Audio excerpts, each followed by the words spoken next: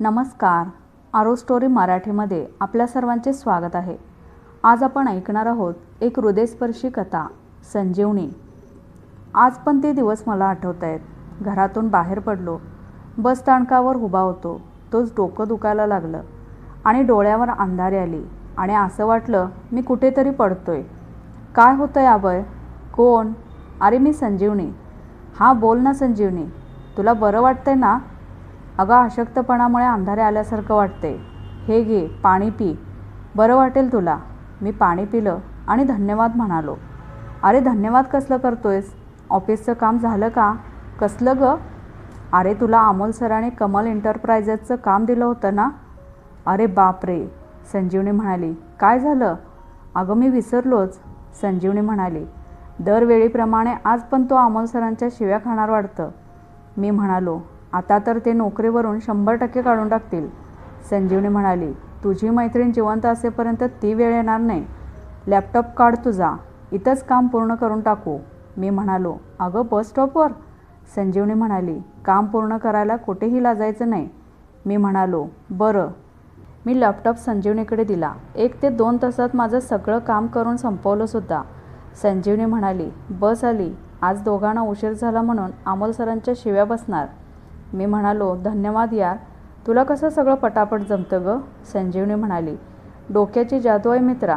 या डोक्यावर पुढच्या महिन्यात पगार वाढवून मागते बघ कशी. मी म्हणालो. क्या बात है, संजीवनी म्हणाली. आणि तू मला सारखं धन्यवाद म्हणू नकोस. पार्टी हवी आहे आज. मी म्हणालो. देतो की, पण आज पाकीट जरा खाली आहे गं. संजीवनी म्हणाली. तुझं पाकीट नेहमी खालीच असतं. आम्ही ऑफिसला पोहोचून कामाला लागलो. अमोल सरांनी आज मी वेळेवर काम केलं म्हणून माझी तारीफ केली. संजीवनी पण सरांच्या केबिनच्या बाहेरून माझी तारीफ ऐकत होती. संजीवनी ही माझी खूप चांगली मैत्रीण. आम्ही हे ऑफिस एकाच दिवशी जॉईन केलं. आता आम्हा दोघांना 5 वर्ष झाली. माझं लग्न झालं, मला मुलगी झाली. पण संजीवनीने अजून लग्न केलं नाही. तिला अजून खूप श्रीमंत बनायचं होतं. मी परत माझ्या कामाला लागलो. अचानक मला परत चक्कर आल्यासारखं झालं आणि भास होऊ लागले. नशेची तलब सुरू झाली. माझ्या डॉक्टरच्या गोळ्या सुरू तर केल्या होत्या, पण मला त्याचा काही फरकच पडत नव्हता. आता माझा घसा कोरडा पडला होता आणि नशा केला नाही तर मी मरून जाईन असं वाटलं. एका क्षणात माझं भीतीने अंग भिजलं होतं. मी हळूच सरांची नजर चुकवून मोबाईल कानाला लावून बाहेर पडलो आणि पळत पळत सोलोला फोन लावला. सोलो हा दुसरा तिसरा कोणी नसून नशेचे पदार्थ विकणारा व्यापारी. मी म्हणालो. सोलो? सोलो म्हणाला. कोण? मी म्हणालो. अरे सोलो, मी अभय. मला आत्ता लगेच माल पाहिजे. सोलो म्हणाला. किती? मी म्हणालो. 2 ते 3 पुड्या दे. सोलो म्हणाला. 2 की 3? मी म्हणालो. 3. सोलो म्हणाला. कुठं आहेस तू? मी रश्मी हॉटेलच्या बाजूला आहे. सोलो म्हणाला. 2 मिनिटात आलो. 5 मिनिटानंतर सोलो आला. सोलो म्हणाला. हे घे. मी पुड्या घेऊन निघालो. पुड्या बघूनच नशा भरली. सोलोने माझी शर्टाची कॉलर पकडली आणि म्हणाला. ए भाड खाऊ, पैसे कोण तुझा बाप देणार? मी म्हणालो. उद्या देतो, आता पाकीट खाली आहे. सोलो म्हणाला. ए तुझ्यासारखे दररोज बघतो, कुत्र्यागत मारेन. चल दे माल. मी म्हणालो. अरे सोलो भाई, आज दे, उद्या खरंच पैसे देतो. सोलो म्हणाला. काय गॅरंटी? मी म्हणालो. असं कर, हे माझ्या बायकोचं मंगळसूत्र आहे, हे घे. मी उद्या पैसे देतो, पण हे कुणाला विकू नको. सोलो म्हणाला. बरं, उद्या नाही पैसे दिलेस तर हे विकलं समज. सोलोने एका कुत्र्याला भाकरीचा तुकडा टाकतो तशा पुड्या माझ्याकडे फेकल्या. त्यातली एक पुडी गटारात पडली. मी पण गटारात उतरून ती बाहेर काढली आणि एका कोपऱ्यात जाऊन पुडीचा आस्वाद घेतला. तेव्हा मला बरं वाटायला लागलं. मी तसाच तिथे पडलो. काही वेळाने फोन वाजला. मी फोन कानाला लावला. मी म्हणालो. हॅलो. संजीवनी म्हणाली. अरे कुठे आहेस? जेवायची वेळ झाली आहे, लवकर ये. मी तसाच ऑफिसकडे गेलो. माझ्याकडे संजीवनीने बघून नाकाला हात लावला. संजीवनी म्हणाली. शी, कसला घाण वास येतोय. कुठे पडलास? पॅन्ट बघ तुझी. पॅन्टकडे पाहिलं तर ती गटारात पूर्ण गुडघ्यापर्यंत खराब झाली होती. मी ते बघून तसाच बाहेर गेलो. समोरच्या हॉटेलमधल्या बाथरूममध्ये घुसून पॅन्ट धुतली. ती खराब कशी झाली हे मलाच कळलं नाही. मी परत ऑफिसमध्ये गेलो. संजीवनी म्हणाली. कुठे धडपडत असतोस रे? मी म्हणालो. अगं मलाच कळलं नाही. संजीवनी म्हणाली. तुझी वाट बघून माझ्या पोटात दुखायला लागलं. जेव पटकन, आपल्या अमोल सरांसोबत मीटिंग आहे. मी म्हणालो, कसली ग? संजीवनी म्हणाली, मला माहीत नाही, तू जेव पटापट. तुझा पगार कमी करून माझा वाढवणार असतील. मी म्हणालो, काय? संजीवनी म्हणाली, अरे गाढवा, मस्करी करतेय. आमचं जेवण उरकलं. मी पुडीतून थोडी पावडर काढून हळूच नाकातून ओढली. ही पावडर म्हणजे स्वर्ग आहे. संजीवनीने अमोल सरांना फोन लावला आणि त्यांनी आम्हा दोघांना आत बोलावलं. अमोल सर म्हणाले, या दोघे आत या, बसा इथे. आम्ही दोघे बसलो. अमोल सर म्हणाले, तुमच्या दोघांकडे मला खूप मोठी जबाबदारी द्यायची आहे. आपल्या कंपनीला एक मोठे क्लायंट भेटले आहेत. त्याच्या कामाचं ऑडिट करायला तुम्हा दोघांना उद्या नाशिकला जायचं आहे. मी म्हणालो, उद्या लगेच? अमोल सर म्हणाले, हो. संजीवनी, तुला काही प्रॉब्लेम नाही ना? संजीवनी म्हणाली, काही नाही सर. मी म्हणालो, माझं जरा काम होतं सर. अमोल सर म्हणाले, ही मुलगी असून तयार झाली, तुला काय धाड भरली आहे? संजीवनी, ही खूप मोठी जबाबदारी आहे आणि मला तुझ्यावर विश्वास आहे की तू हे काम पार पाडशील. तुम्हाला 2 दिवस लागतील काम पूर्ण करायला. हे काम झालं की दोघांना 2 दिवस सुट्टी मिळेल. तुमचं दोघांचं नाशिकला अंबडला रिद्धी सिद्धी हॉटेलमध्ये 2 रूम बुक केले आहेत. जेवणाची तिथे उत्तम सोय आहे. हे 10,000 घ्या तुम्हाला प्रवास आणि खाण्यासाठी. संजीवनी, हे काम चांगलं झालं पाहिजे. संजीवनी म्हणाली, हो सर. मी म्हणालो, हो सर. माझी जायची इच्छा नव्हती, पण काम झालं की 2 दिवस सुट्टी मिळेल आणि त्या सुट्ट्यांना लागूनच रविवार येतोय. मग काय, सोन्याहून पिवळं. 3 दिवस आराम. मीटिंग संपवून आम्ही बाहेर पडलो. संजीवनी म्हणाली, आता मज्जा. आपण काम लवकर संपवून नाशिक फिरायचं. मी म्हणालो, तुला फिरायचं सुचतंय, मला कामाचं टेन्शन आलंय. संजीवनी हसत हसत तिच्या डेस्कवर बसून काम करायला लागली. मी पण कामाला लागलो. तेवढ्यात मला लक्षात आलं की उद्या सोलोला पैसे दिले नाहीत तर तो मंगळसूत्र विकून टाकेल. मी 2-3 मित्रांना फोन फिरवला, पण कोणी पैसे दिले नाहीत. तेव्हा मला आठवलं की संजीवनीला अमोल सरांनी 10,000 दिले आहेत. मी संजीवनीकडे गेलो आणि म्हणालो, संजीवनी. संजीवनी म्हणाली, बोल ना. मी म्हणालो, अगं स्वीटूची तब्येत ठीक नाही, तिला दवाखान्यात घेऊन जायचं आहे. संजीवनी म्हणाली, काय झालं स्वीटूला? मी म्हणालो, अगं तिला ताप आलाय, विशेष नाही काही. संजीवनी म्हणाली, अरे मग अमोल सरांना सांगून निघ. मी म्हणालो, अगं माझ्याकडे पैसे नाहीत गं तिला दवाखान्यात घेऊन जायला. संजीवनी म्हणाली, अरे मूर्ख, मग हे कधी बोलणार? तिने लगेच तिच्या पर्समध्ये हात घालून 5,000 दिले. मी म्हणालो, धन्यवाद. संजीवनी म्हणाली, तुझं सरांना सांगून नाशिकचा प्लॅन कॅन्सल करू का? मी म्हणालो, नको, मी उद्या तुला ठाणे रेल्वे स्थानकावर भेटतो. संजीवनीशी बोलून मी अमोल सरांना भेटलो. त्यांनी मला जायला सांगितलं. मी ऑफिसमधून सरळ सोलोकडे गेलो आणि सगळे पैसे देऊन मंगळसूत्र आणि अजून काही पुड्या घेतल्या. घरी गेलो. जेवून झोपतोय तो संजीवनीचा फोन आला. मी म्हणालो, बोल संजीवनी. संजीवनी म्हणाली, अरे सॉरी, तुला उशिरा कॉल करते. स्वीटू कशी आहे? मी म्हणालो, एकदम छान. संजीवनी म्हणाली, आता बरी आहे का? मी म्हणालो, तिला काय धाड भरली आहे? संजीवनी म्हणाली, अरे तिला सकाळी ताप आला होता ना? मी म्हणालो, हो हो, अगं आता ती एकदम बरी आहे. संजीवनी म्हणाली, बरं 2 दिवसासाठी आपण नाशिकला जातोय ना? मी म्हणालो, हो. संजीवनी म्हणाली, उद्या सकाळी ठाण्यावरून पहिली कसारा लोकल पकडायची आहे, तर घरातून लवकर निघ. ठाण्याला आल्यावर फोन कर. मी म्हणालो, हो. संजीवनी म्हणाली, चल बाय, शुभरात्री. मी म्हणालो, बाय, शुभरात्री. सकाळी 5ला परत फोन वाजला. मी म्हणालो, हॅलो.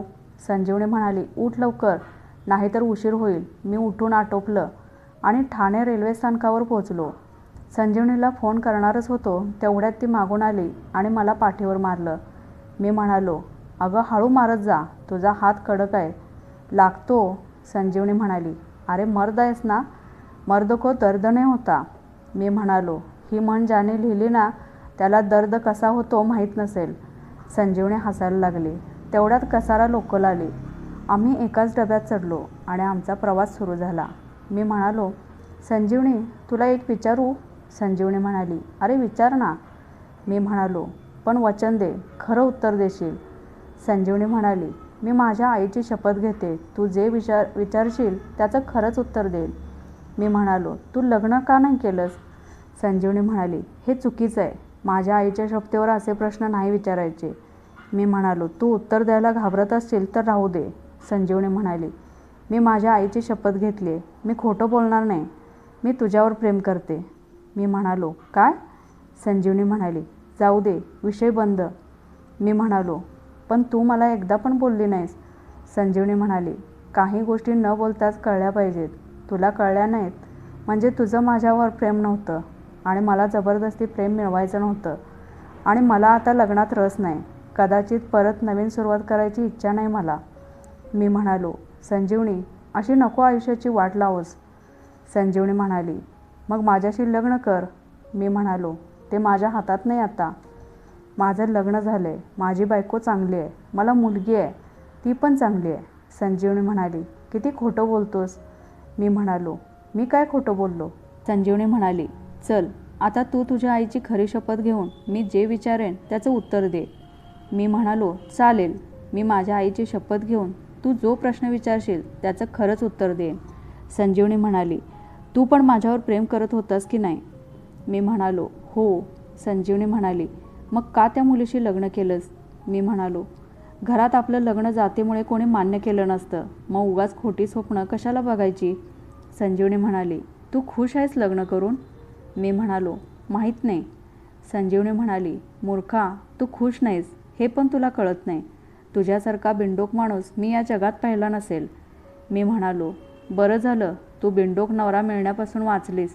आता हा विषय बंद. आता खूप उशीर झाला आहे. आपण नको बोलायला. नाशिकला पोहोचेपर्यंत आम्ही दोघे शांत आणि उदास झालो. हॉटेलला पोचल्यावर आम्ही आपापल्या रूममध्ये जाऊन फ्रेश झालो. नंतर एकत्र नाश्ता करून ऑफिसच्या कामासाठी निघालो. मला अधूनमधून नशेची तलप होत होती. तलप झाली की मी बाथरूमला जाऊन पुडीमधून पावडरचा आस्वाद घेत होतो.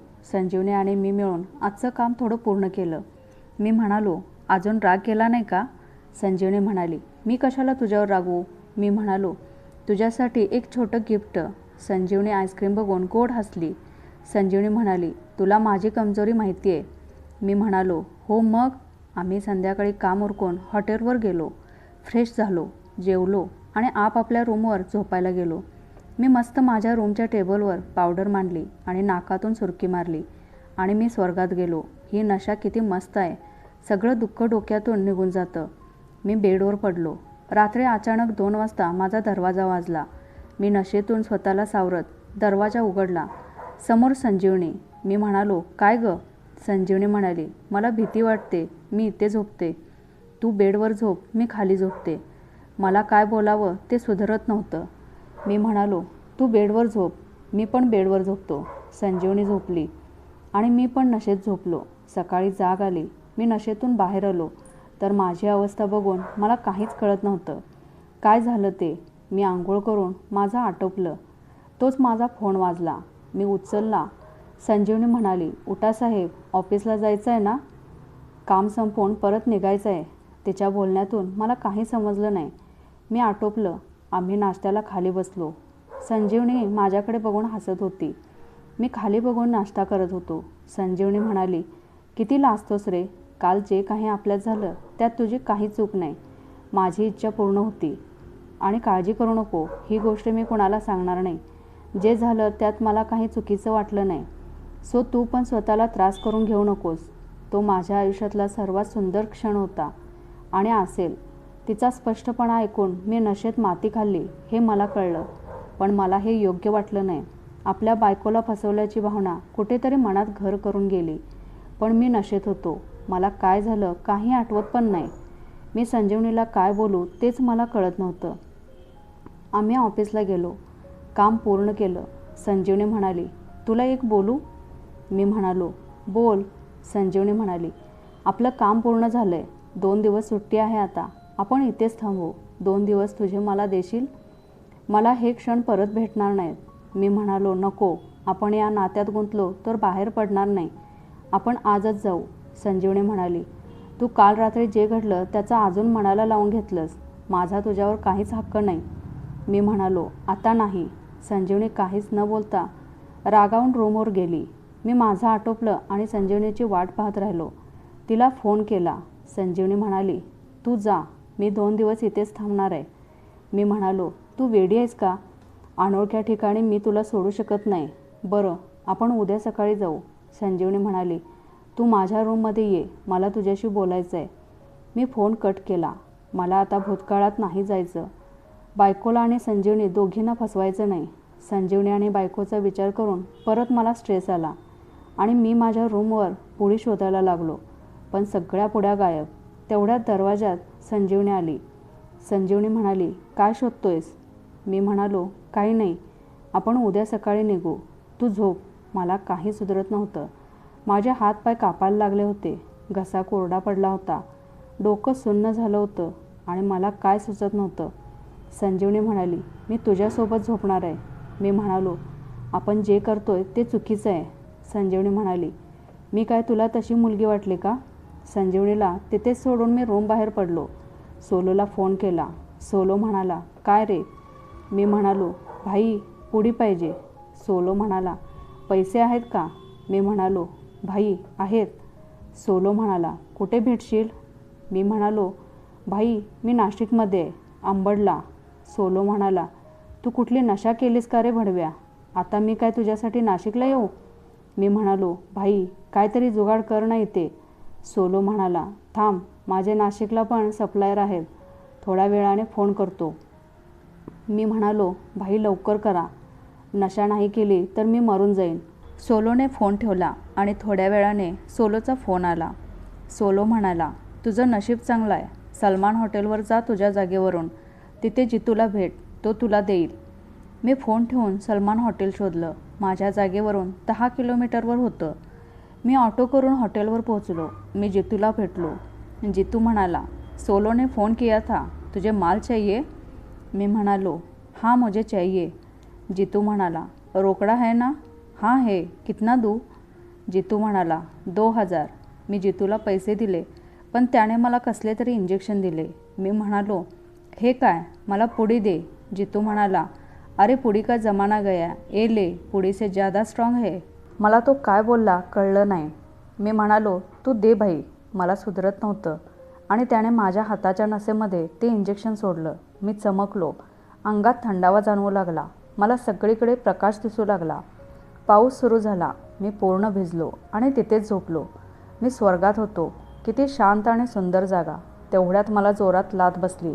ए उठ, स्वर्गात कोण मला ओरडतंय? मी डोळे चोळत उठलो. समोर खाकी घालून पोलीस. मला काहीच कळत नव्हतं. मी उभा राहिलो तेव्हा मला कळलं की मला 1 आणि 2 नंबर पॅन्टमध्येच झालं. पोलीस म्हणाले, ही जात कधी सुधारणार नाही, सगळं स्टेशन घाण करणार. परत मला मागून लाथ बसली आणि मी पुढे पडलो.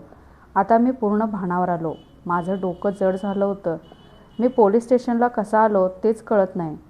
पोलीस म्हणाले, ए जा, तिकडे तुझी घाण साफ कर, वास मारतोय भाड्या.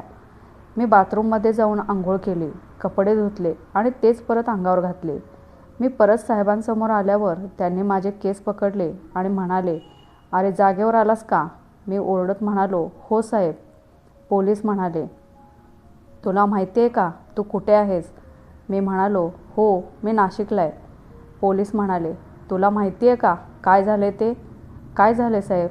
पोलीस म्हणाले, तू कधी आला आहेस नाशिकला? मी काल आलो आहे. पोलीस म्हणाले, पण तुझं हॉटेलचं बुकिंग काल परवाचं आहे. मी म्हणालो, अहो साहेब, मी बुधवारी सकाळी नाशिकमध्ये आलो आहे. आमचं काल गुरुवारी काम संपलं. आम्ही आज सकाळी घरी जाणार होतो. पोलीस म्हणाले, एक मुस्काड फोडू का? काल गुरुवार होता, मग आज कोणता वार आहे? मी म्हणालो, आज शुक्रवार आहे. पोलीस म्हणाले, अरे कोणत्या धुंदीत असता रे? आज शनिवार आहे. हा बघ माझा मोबाईल, टाईम. मी मोबाईल बघून आश्चर्यचकित झालो. असं कसं झालं? पोलीस म्हणाले, तुझ्याबरोबरची मुलगी कुठं आहे? मी म्हणालो, ती हॉटेलवर असेल. पोलिसाने मला जोरदार लाथ मारली. मी म्हणालो, काय झालं साहेब, मला मारू नका, मी काही केलं नाही. पोलीस म्हणाले, तुझ्या मूर्खपणामुळे ती पोरगी मेली. माझ्या तळपायाची आग मस्तकाला गेली. पोलीस म्हणाले, ये माझ्यासोबत, तुझे नशा उतरवतो. मला ते साहेब हाताला ओढत दवाखान्यात घेऊन गेले आणि शवघरात नेल्यानंतर मला एक प्रेत दाखवलं. ते बघून मला उलटी आल्यासारखं झालं. मी पळत बाहेर येऊन उलटी केली. ते प्रेत मी कधीच विसरू शकत नाही. सगळं शरीर काळं पडलं होतं. चेहऱ्यावरची कातडी जळून डोळे बाहेर पडले होते. अंगावरचे सगळे कपडे जळून शरीरावरची कातडी करपली होती. फक्त तो हात जळला नव्हता आणि त्या हातात कोरलेलं नाव होतं संजीवनी. माझ्या डोळ्यासमोरून तो चेहरा आणि नाकातून ती दुर्गंधी जात नव्हती. हे काय झालं मला काहीच कळत नव्हतं. मी मोठ्याने रडू लागलो. तेवढ्यात साहेब आले. मी म्हणालो, साहेब हे काय झालं? मला तर काही कळत नाही. मी कुठे होतो? पोलीस म्हणाले, तू एका माणसाला शुक्रवारी सकाळी गटारात पडलेला दिसलास. त्याने आम्हाला कळवलं. आम्ही तुला पोलीस स्टेशनमध्ये ठेवलं. बघ तुझ्या व्यसनामुळे काय झालं. पण साहेब हे झालं कसं? हॉटेलला आग लागली काय? पोलीस म्हणाले, नाही, आम्हाला हे प्रेत काल रात्री दिसलं. रस्त्याला जाणाऱ्यांना घाण वास येत होता म्हणून त्यांनी पाहिलं तर तिथे प्रेत होतं. आम्ही सरळ ते प्रेत दवाखान्यात पाठवून त्याची पोस्टमॉर्टम रिपोर्ट काढली. त्या तरुणीवर काही अज्ञात गुंडांनी सामूहिक बलात्कार केला. नंतर ते घाबरले म्हणून त्यांनी त्या मुलीचं डोकं ठेचलं. नंतर जवळच्या दुचाकी वाहनातून पेट्रोल काढून तिला जिवंत जाळलं. ते 4घे आरोपी आम्ही तपासातून पकडले. हे ऐकून मला तो प्रसंग, तिचा चेहरा, तिचं किंचाळणं समोर जाणवलं आणि मी परत मोठ्याने रडायला लागलो. हे काय झालं? मी काय केलं? ती रात्र मला आठवायला लागली की तिला माझा सहवास, माझा वेळ हवा होता. मी नशेसाठी निघून गेलो आणि हे झालं. तेवढ्यात संजीवनीची आई आली. तिने ते सर्व बघितल्यावर तिला झटका आला. तिला दवाखान्यात ॲडमिट केलं. तिची आई कोमात गेली. नंतर मी माझा फोन शोधला तर सापडला नाही. कोणीतरी चोरला असणार. माझा 8वा फोन गेला. या नशेपायी मी माझं काय करून घेतलंय ते आज मला जाणवलं. मी कुठे पण गटारात पडतो. मी कपड्यात 1 आणि 2 नंबर करतो. मला काहीच भान राहत नाही आजूबाजूला काय चालू आहे. संजीवनीच्या मरणाला जसे ते 4घे जबाबदार आहेत तसा मी पण आहे. मी हॉटेलवर असतो तर हे काही झालंच नसतं. मी संजीवनीचं प्रेत घेऊन त्यावर विधिवत संस्कार केले. मी काय गमावलंय ते आज मला कळत होतं. एक चांगली मैत्रीण, एक चांगली साथ, माझ्यावर जीवापाड प्रेम केलं तिने. वेळ हळूहळू निघून गेली पण मी त्या विचारातून बाहेर येत नव्हतो. नशेची परत इच्छा होत होती पण मनाशी ठरवलं होतं नाही करायचं. माझ्या बायकोला मी सगळं प्रामाणिकपणे सांगितलं. ती मला कायमची सोडून गेली. सोबत मुलीला पण घेऊन गेली. माझ्या सुंदर आयुष्यात दुःखाचा पाऊस पडला. मी काय करू तेच कळत नव्हतं. मला नशेने खूप तडपवलं पण मला फक्त संजीवनीचा चेहरा दिसत होता. तिच्या किंकाळ्या ऐकायला येत होत्या. मी नशेसाठी खूप तडपडलो पण मी घर सोडलं नाही. मला खूप भास झाले आणि मी बेशुद्ध पडलो. मी उठलो तेव्हा मी दवाखान्यात होतो. माझे हात बांधले होते. मला बोलता येत नव्हतं. हातावर पायावर कापल्याचे निशाण होते. समोरचे काका माझ्याजवळ आले आणि म्हणाले, अरे शांत हो बाळा, तू बरा होशील. मला काय बोलताच येत नव्हतं. दिवस उलटू लागले. मी बरा होऊ लागलो.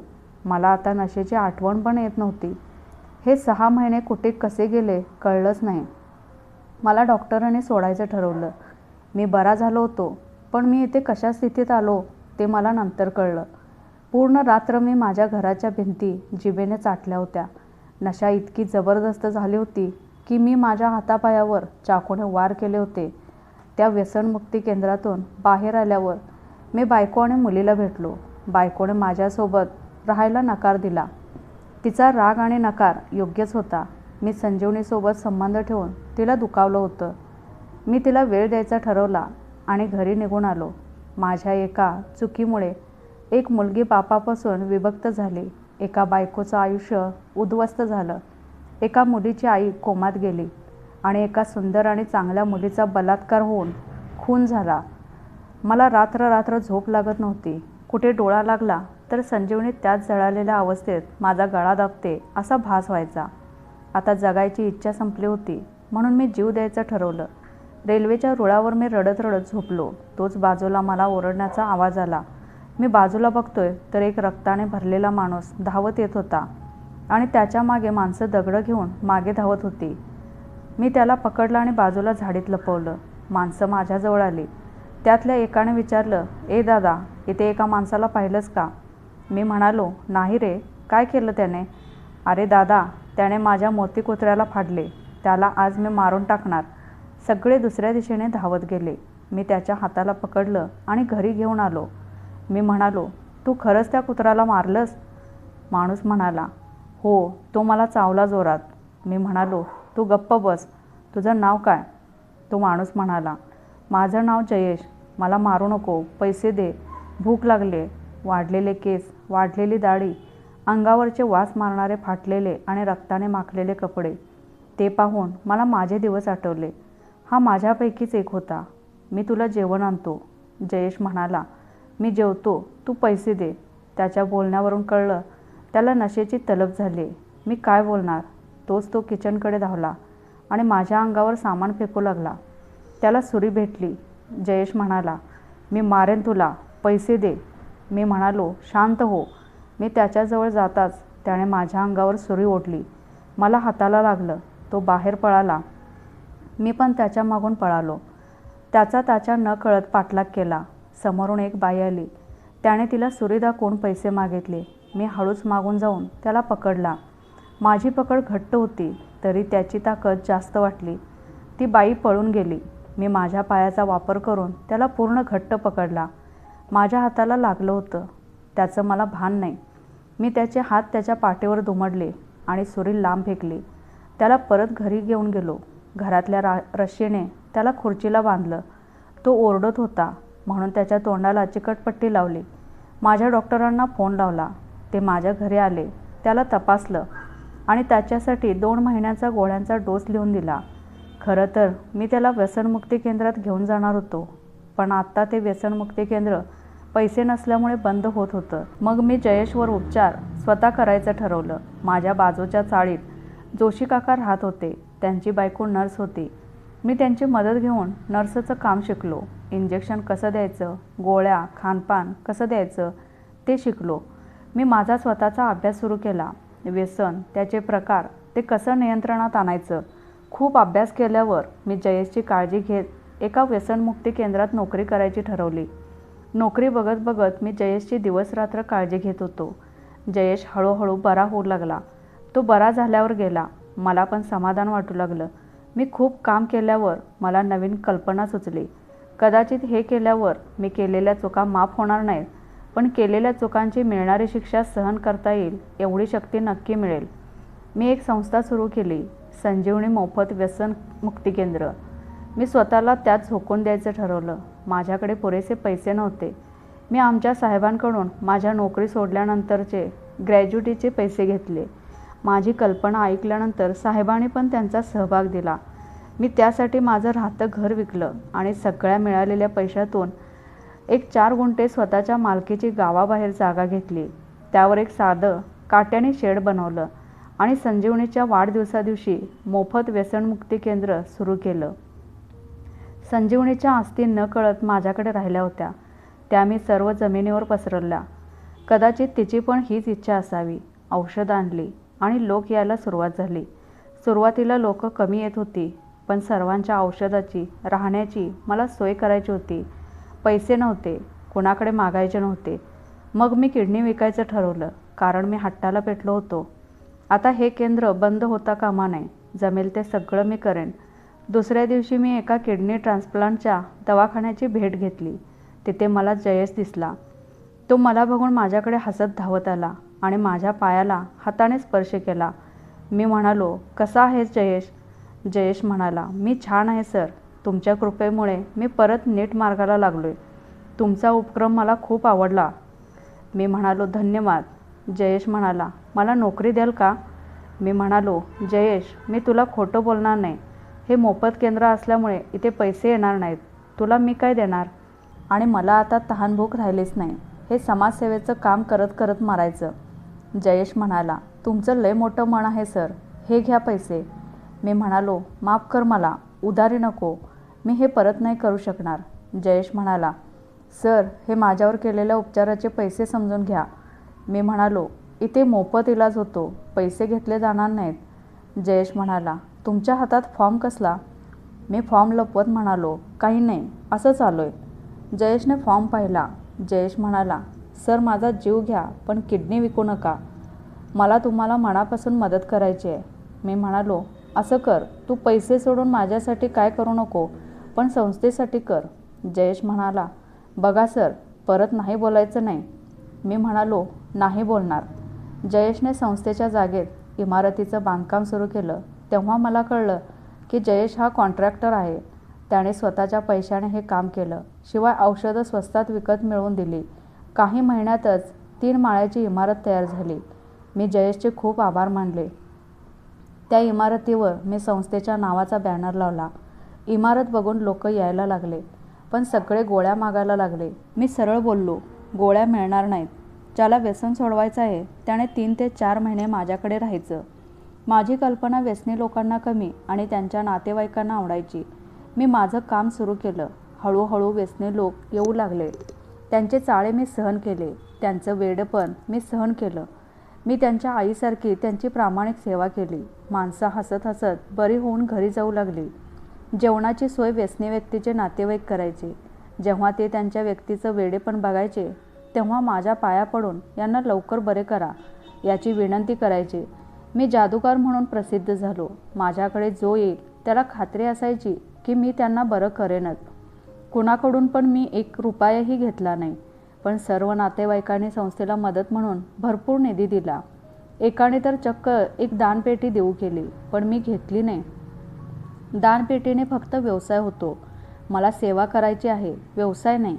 ज्याला मदत करायची आहे तो स्वखुशीने करेल आणि जे पैसे देईल त्याची त्याला संस्थेच्या नावाची देणगी पावती मिळेल. खऱ्या मेहनतीत ईश्वर असतो. खूप गरीब लोक दिलखुलास देणगी देत होते. त्या पैशाने मी औषधं, गरजेच्या वस्तू आणायला लागलो. संजीवनी मोफत व्यसनमुक्ती केंद्र फक्त माझं नसून या संस्थेला दान करणाऱ्या प्रत्येक व्यक्तीचं आहे. माझ्या कामाने मी हजारो व्यक्तींना बरं केलं. पण ही जादू नव्हती, ही एक अंधश्रद्धा होती. त्यांना वाटायचं माझा हात लागला की ते व्यसनमुक्त होतील. आणि मी ही अंधश्रद्धा दूर केली नाही. मी त्यांची काळजी घ्यायचो, त्यांच्यावर उपचार करायचो. एक सत्य सांगतो, मी कोणाला बरं केलं नाही. त्या व्यसनी व्यक्तीने स्वतःला बरं केलं, स्वतःवर नियंत्रण आणलं. बाकीचं काम औषधाने केलं. मी काही केलं नाही. आता मला संजीवनीचे जळालेले प्रेत दिसत नाही. माझ्या बायकोने मला माफ केलं नाही. कदाचित मी तिचा गुन्हेगार कायम राहीन, पण माझी मुलगी माझ्यासोबत संस्थेला मदत करते. मी माझ्या मुलीला जे काही झालं ते सर्व सांगितलं. तेव्हा ती एकच गोष्ट म्हणाली, तुम्हाला तुमची चूक पटली आणि ती तुम्ही सुधारण्याचा प्रयत्न केला.